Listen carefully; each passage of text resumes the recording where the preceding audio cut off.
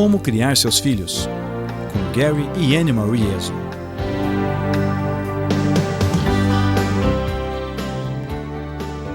Bem-vindos à nossa sexta sessão de Como Criar Seus Filhos. Nesta lição, começaremos um estudo de duas partes sobre a formação do caráter, identificando algumas virtudes fundamentais que devem fazer parte da estrutura moral de seus filhos. Como todo ensino moral, ele começa primeiro com os pais, porque você não pode conduzir seus filhos em caminhos que você mesmo não trilhou. E isso é essencial quando se trata da formação de caráter e do ensino moral. Bem lembrado, Anne. E nesta sessão vamos falar sobre a importância de três virtudes básicas: respeito, honra e honestidade. E como essas virtudes devem atuar todos os dias na vida de seus filhos. E por que essas virtudes são importantes? Porque todos gostam de uma criança educada, que é uma bênção para os outros, que tenha sensibilidade moral adequada à sua idade, e essa criança com certeza se sairá melhor na vida e nos relacionamentos também. Nas próximas duas sessões falaremos sobre como construir relacionamentos saudáveis, então se preparem. Já voltaremos com a lição de hoje.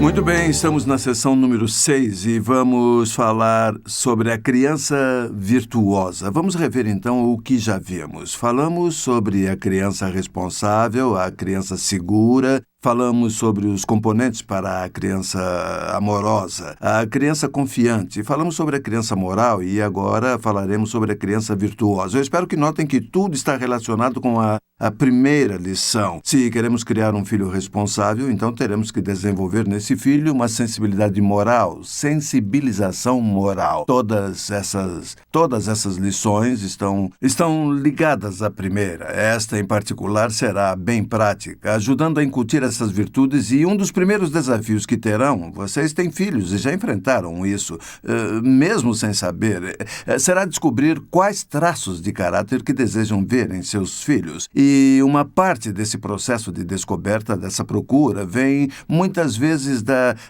observação. Quando você vê uma criança de quem gosta, você se atrai por ela e pensa, eu gostaria que meu filho fosse assim, é o que você deseja ter, mas também vê coisas em crianças e pensa, não, eu não queria isso nos meus filhos, não queria não. E nesta sessão vamos falar sobre como criar uma criança virtuosa, de quem todos apreciam.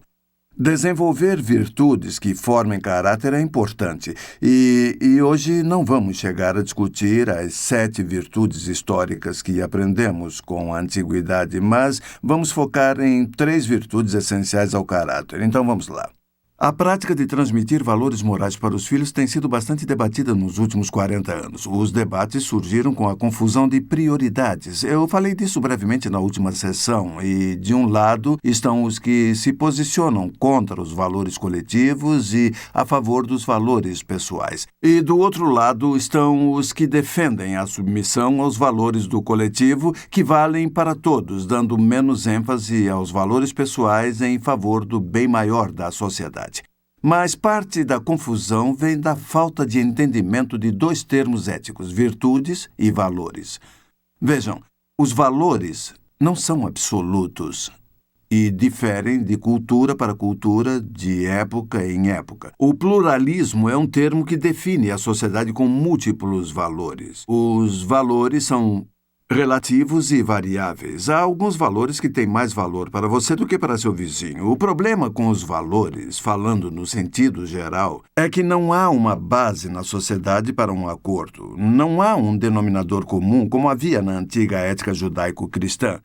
Já as virtudes não. Elas são constantes. Elas não mudam com o tempo, não se modificam ou estão sujeitas às mudanças e evoluções da sociedade.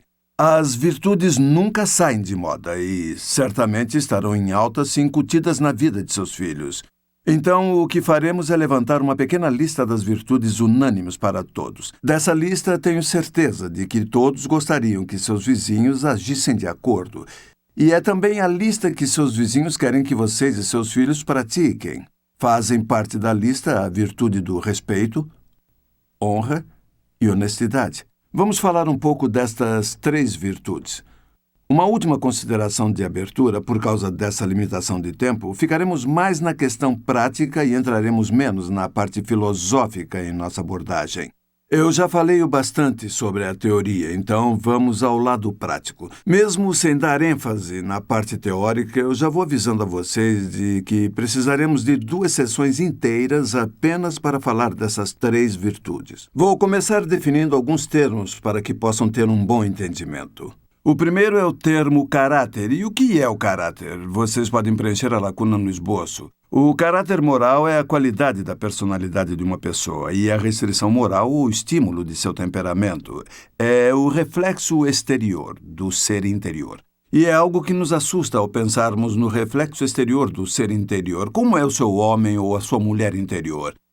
E saibam que não podem manter isso em segredo porque ele se revela e vai além. Ele também se reflete em nossos filhos e nossos filhos refletem não somente a si, mas também nossos valores e nossas virtudes. Na verdade, nossa moral define nosso caráter e o caráter reflete nossa moral. O ensino moral e o desenvolvimento do caráter são conceitos sinônimos, eles andam juntos. E qual é a base do caráter? Bom, a qualidade de seu caráter e a de seus filhos é exemplificada melhor pela presença ou ausência dessas 3 virtudes: respeito, honra e honestidade. Essas 3 são virtudes essenciais que formam a estrutura moral de nosso ser e a estrutura moral de nossos filhos. Respeitar o semelhante significa honrá-lo, o que, na verdade, significa ser honesto com ele. Tudo está ligado ao amar o próximo como a si mesmo. Você faria a alguém algo que não desejaria para si? Essas 2 equações éticas são verdadeiras, mas a questão é como viver essas virtudes e como as aplicar. E o papel dos pais é pegar essa ideia abstrata de respeito, honra e honestidade e torná-las concretas. Porque na mente de uma criança elas não são concretas. Como é que são essas coisas, então? De fato, um dos desafios que temos para vocês, tomando como base essa nossa apresentação, é perguntar para nós mesmos: como essa virtude se aplica em minha casa? Nossa casa. Como é isso em termos práticos? E é isso que Anne-Marie e eu faremos. Vamos lhes dar exemplos práticos e mostrar como isso acontece em nossa casa. Podem aplicar de outra forma, mas queremos usar alguns exemplos porque eu acho que haverá situações proveitosas que poderão ajudá-los a aplicar com seus filhos. No geral, há 7 relacionamentos básicos essenciais para uma sociedade. Isso não é impressionante?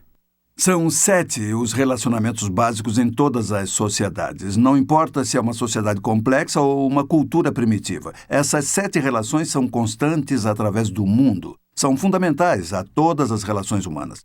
Elas são respeito pela propriedade, o respeito pelos colegas e irmãos são uma coisa só, respeito pelos pais, respeito pelas autoridades, pelos mais velhos, pela natureza e respeito a si mesmo. Essas são 7 relações naturais. Eu gostaria de ter tempo para falar de todas, mas não vai dar. Vamos discutir apenas 3 delas. De uma maneira bem prática, vamos falar do respeito pela propriedade, respeito pelos colegas e irmãos e respeito pelos mais velhos. E nessa sessão ficaremos só no primeiro.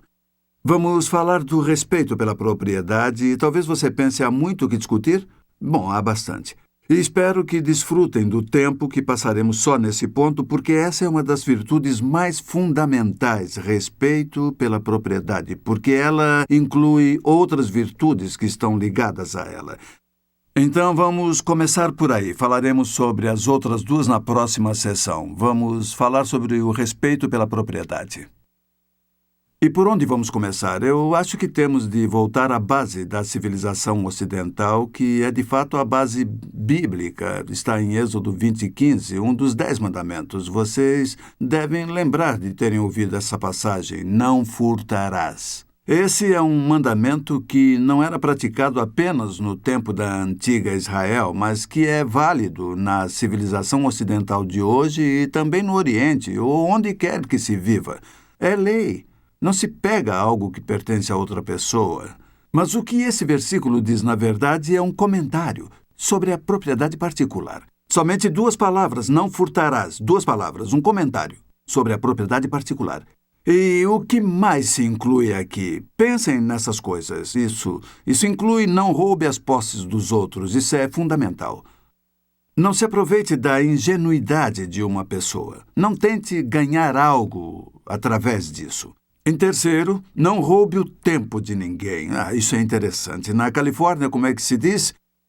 No horário californiano. E se por acaso viajamos para Singapura, é o horário de Singapura. Ou se viajamos para a Austrália, para Sydney, eles têm o horário deles. É impressionante como todos se atrasam, mas seguem seu tempo cultural. Na verdade, parece que violamos isso. Por isso pedimos para chegarem às aulas na hora. Por quê? Porque quando não se chega na hora, a aula se atrasa. E você está tirando algo dos outros que organizaram suas vidas de acordo com o horário. É uma questão de sensibilidade e de compromisso. E a número 4, não roube a boa reputação de alguém. Agora, a questão é que há uma ética que rege como devemos honrar a propriedade de nosso próximo. Para facilitar, vamos começar por uma compreensão correta do objetivo do respeito. Uma compreensão correta do objetivo do respeito. No esboço, atenção a isso. O objetivo do respeito não é a propriedade, não é a propriedade da pessoa. O objetivo do respeito é a pessoa que é dona da propriedade. Por favor, entendam essa diferença. É uma diferença moral. Você está andando pela rua e põe um chiclete na boca e está com o papelzinho do chiclete que você amassou até virar uma bolinha. E aí você passa na frente de uma casa desabitada com a grama meio alta que foi posta à venda. E você pensa, ninguém no mundo irá saber ou se importar. Aí você pega e joga na grama do jardim. Que diferença vai fazer? Ou então segue adiante, onde há uma casa bem cuidada, e aí você pensa, não, é melhor eu não fazer isso. Essa casa é bonita, é muito bonita. O que você acabou de fazer? Você usou uma ética parcial.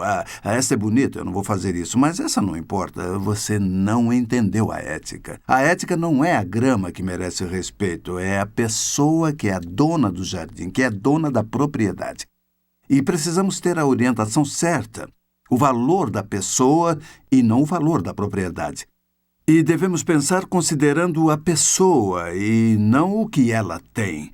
Esse é apenas um exemplo. Precisamos ir adiante para entender a ética da propriedade. Precisamos entender a diferença entre propriedade e domínio.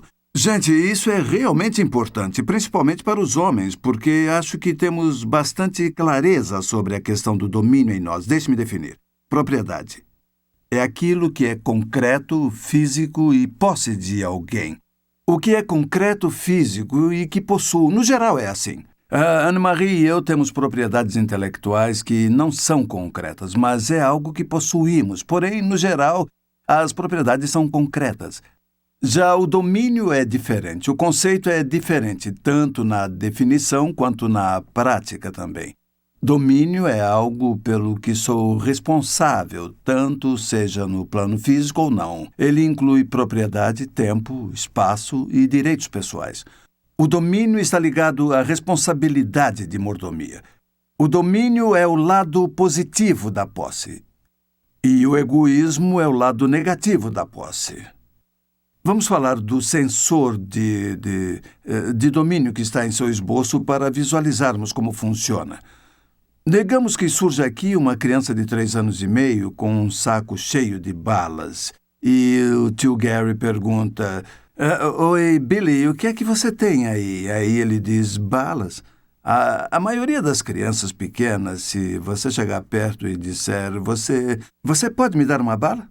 Ela lhe dará e até entregaria o saco inteiro para você poder escolher. Ele não vai fazer como os mais velhos fazem. Pega essa que caiu aí no chão. Ele daria contente, mas todos já viram isso. Se o Billy estiver vindo e você disser, olha aqui, me dá esse saco de balas. Qual será a reação natural da criança? É recuar, se proteger. Não é que o Billy esteja sendo egoísta, é que o sensor de domínio, esse sensor que é inato em todos os seres humanos, ele vai aparecer e a criança se defende. E é por isso é importante. Acreditamos que Deus tenha criado esse sensor de domínio em nós para que tenhamos uma alta sensibilidade com relação à propriedade das outras pessoas, o domínio das outras pessoas. E esse sensor de domínio é bastante sensível para o sentido de invasão. Se o nosso domínio for ameaçado ou invadido, esse sensor é acionado em todos nós. Vocês, mulheres, conhecem bem isso. Digamos que vão a um supermercado em que há uma grande promoção de asas de frango. E você, que é bastante educada e corretamente pegou sua senha, está aguardando já há algum tempo e está vendo que a pilha de produtos está quase chegando no fim e aí chega a sua vez, é o seu número, e alguém surge do nada parecendo que ela não está vendo que há uma fila de quase 1 quilômetro e diz, eu posso só fazer uma pergunta? E você imediatamente faz assim...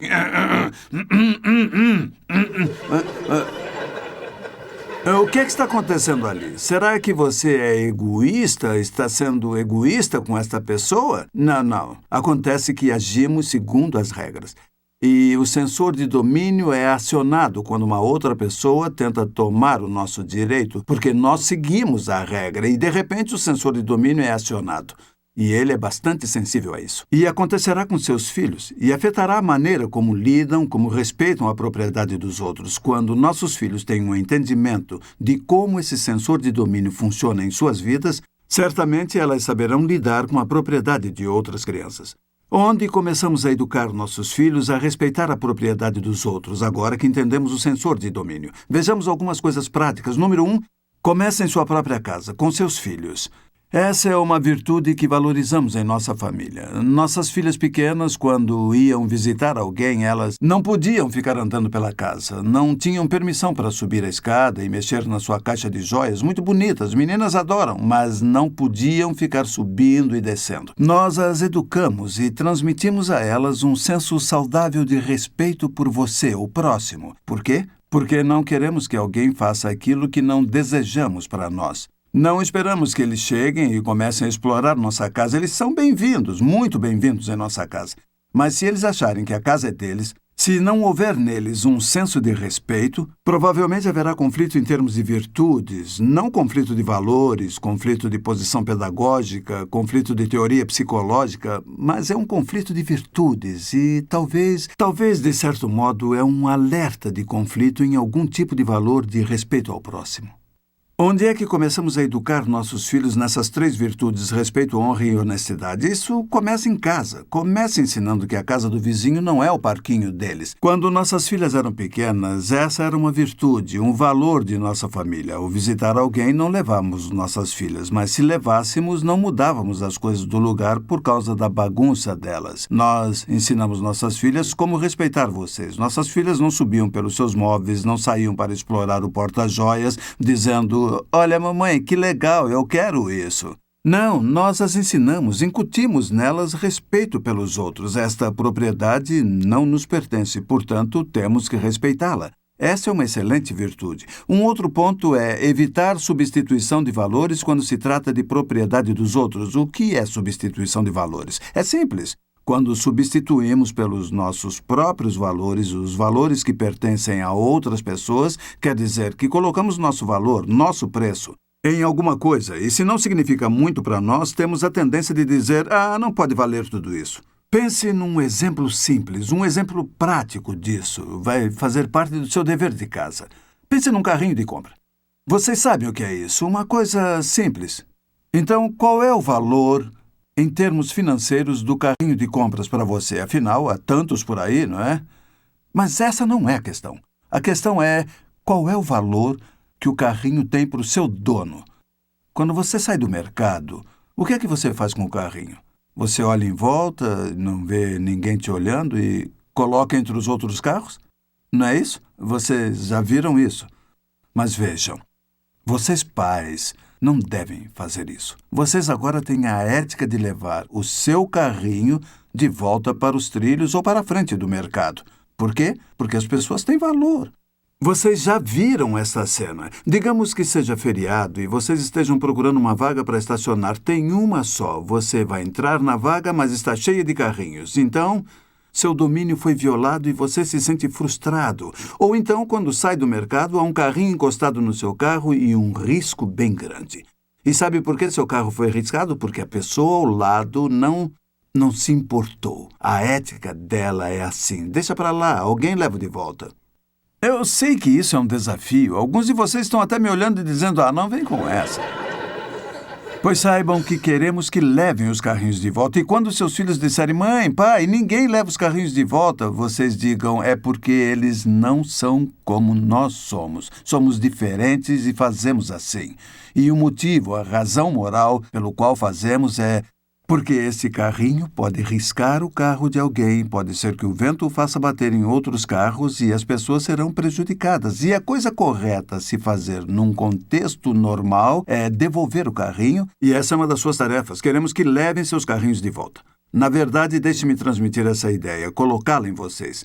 Se não levarem seus carrinhos de volta, da próxima vez que tirarem as mãos do carrinho, meu rosto surgirá na sua frente e vão me ver dizendo não, e vou fazer o que for preciso para levarem o carrinho de volta. Por quê?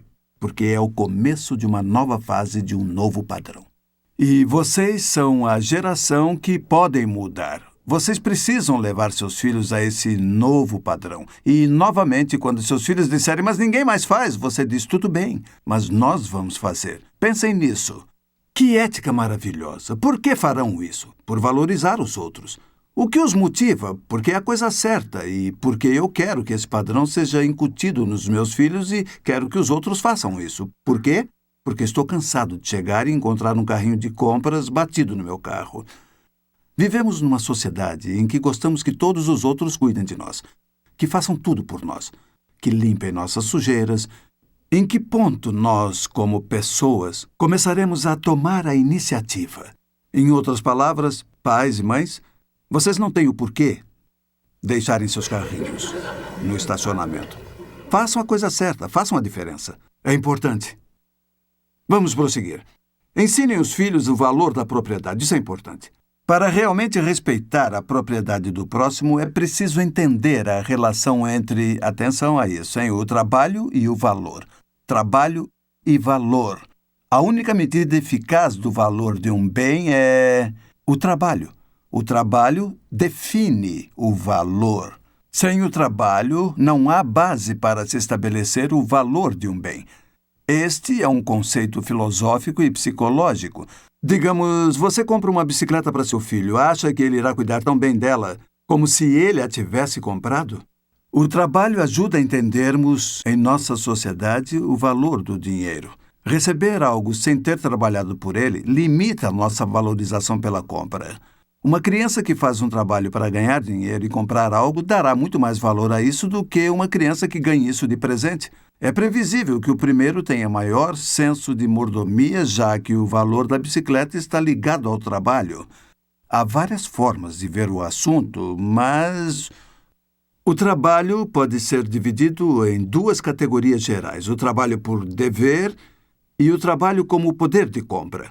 O trabalho por dever geralmente se refere às responsabilidades na família, tais como as tarefas de casa, cuidar do cachorro, varrer a casa, pôr a mesa, coisas assim. O trabalho por dever não é feito por dinheiro, mas sim para ajudar. Todo mundo faz alguma coisa para ajudar a família. Quando nossas filhas eram pequenas, elas tinham tarefas, não pagávamos a elas para fazerem as tarefas, não pagávamos para serem membros da família. Quisemos ensinar a elas a ideia do grupo, de que todos somos responsáveis uns pelos outros, todos contribuem. Não que não pudéssemos pagar por cada coisa que fizessem, mas queríamos criar esse valor precioso em seus corações. Filhas, precisamos de vocês na nossa equipe. Não é que precisemos dela e que vamos manipular a consciência da criança, mas sim que precisamos dela para desenvolver um relacionamento. Do outro lado da questão está o trabalho para a compra, que é o trabalho feito por compensação financeira. Isso ocorre quando a criança faz um trabalho extra com o objetivo de se comprar alguma coisa. Esse tipo de trabalho atribui valor real à propriedade. Uma vez, nossas duas filhas chegaram para nós, elas deviam ter 9 ou 10 anos, e disseram, pai, sabe o novo jogo que todo mundo tem? Nós queremos também. E a minha pergunta foi, e quanto é que custa? E disseram $25. $25 não vale tanto hoje, mas nós estamos falando de muito tempo atrás, numa época quando $25 dava para comprar comida para uma semana, não é? E eu disse, $25? Não podemos gastar $25. Mas tem uma coisa, tenho que contratar alguém para pegar as pedras no jardim. Nós moramos na Nova Inglaterra e sempre que havia muita geada, todos os anos as pedras no chão, por mais que as tirássemos, a geada as trazia de volta. Todos os anos as pedras voltavam e precisávamos tirar as pedras. Então eu disse, eu ia contratar alguém, mas eu darei a vocês duas $1 por cada balde de pedra que pegarem, e vocês só precisam levá-lo para uns 5 metros de distância para a pilha de pedras que o papai já começou a juntar. E elas ficaram super empolgadas, achando que iam acabar em 1 hora, que iam ganhar os $25, e elas começaram a juntar as pedras. As duas se abaixavam e tentavam levantar o balde e nada. Não conseguiam levantar o peso, então esvaziaram um pouco e, quando tiraram a metade, elas foram capazes de carregá-lo e de jogar as pedras na pilha que eu tinha feito antes. E fizeram isso com o segundo balde, e elas conseguiram $1 por cada balde completo. Em 2 ou 3 semanas, elas haviam enchido a pilha de pedras e ganharam os $25, e podem saber, com aquele jogo, cuidaram muito bem dele, muito bem. Isso criou nelas um senso de valor. E quando elas perceberam que os outros vestiam calça jeans de grife que custava $30, elas disseram $30? Podemos ir a uma ponta de estoque e comprar 3 pares de calças jeans ótimas. Como elas chegaram a essa sábia decisão? Porque trabalharam. Minha filha Jennifer comprou uma casa aqui no sul da Califórnia e eu perguntei depois, Jennifer, você fez um bom negócio? Quanto custou essa casa? Ela disse, papai, foram 155 mil baldes de pedras, acredite. E elas jamais esqueceram aquela experiência, porque o que o trabalho faz é criar na criança um entendimento preciso do valor do dinheiro. Vocês podem dizer aos filhos o quanto custou para conseguir alguma coisa. Existe uma culpa social de não querermos estressar as crianças dizendo isso. Pois digam a eles como é difícil ganhar dinheiro e ajudem-nas a entender o porquê. Pois assim vão cuidar melhor dos seus brinquedos, vão valorizar muito mais a propriedade de outras pessoas. Eles aprendem assim. Há várias coisas que vocês podem fazer em termos práticos. Uma vez eu peguei meu pagamento, não muito dinheiro, foi nos anos 70, eu descontei meu cheque de pagamento e recebi notas de 20, notas de 10, de 5 e de 1. E coloquei tudo em cima da mesa da cozinha, em montes. Então, nós chamamos as meninas, porque era uma lição planejada. Nós chamamos as meninas e dissemos, meninas, olhem o dinheiro. E ficaram extasiadas e disseram, pai, você é o homem mais rico do mundo. E eu disse, não é bem assim, mas o que é isso? Isso é o que o papai recebe de pagamento na semana. O que vocês gostariam de fazer com isso? Elas disseram, vamos para a Disneylândia ou outro lugar qualquer. E eu disse, legal, mas olha só. Nós temos que separar primeiro o dinheiro do nosso dízimo e retiramos aquela parte. Nós também financiamos a casa e temos que pagar o banco porque é deles, eles sabem como é que é. E tiramos aquela parte e fomos tirando o dinheiro e elas disseram, eu acho que não dá para ir até a Disneylândia, mas que tal nós irmos ao parque, hein, pai? E fomos tirando as despesas de gasolina, de comida, do seguro da casa, caso haja algum incêndio ou sei lá o quê, e tiramos mais. E no final havia somente um restinho e eu disse, meninas, isso é o que temos para gastar nessa semana. E queremos que vocês entendam que quando nos pedem um brinquedo que custa 10 ou 15 dólares, nós adoraríamos dar a vocês. Mas se dessemos, não sobraria para o resto que precisamos pagar. E aí, pegamos alguns dólares e dissemos, essa é a mesada de Jenny e essa é a mesada da Amy. Que tal começarmos a poupar e ver o quanto a gente junta? As meninas aprenderam o valor do dinheiro que depois foi praticado ao cuidar das próprias roupas, ao saber poupar e também foi transmitido para algo maior. Elas possuem sensibilidade moral e educaram os filhos da mesma forma. De respeito ao próximo. É uma ética familiar, é um legado. E pedimos que considerem ter esse legado em sua família. É um valor que vale ser abraçado, porque ele não afeta apenas sua própria consciência, seu próprio senso do que é correto, mas afeta seus filhos, e não somente seus filhos, ele será levado de geração em geração. E, mais uma vez, independente do que todos os outros façam, o certo é certo, mesmo que os outros não o façam. E o errado é errado, mesmo que todos o façam. Há um padrão. e pedimos que sigam o padrão. Sim, existe o bom, existe o melhor e o excelente. E o que achamos é: chegou a hora de nossa sociedade fazer o excelente. Vou parar por aqui e Anne-Marie virá com alguns comentários finais.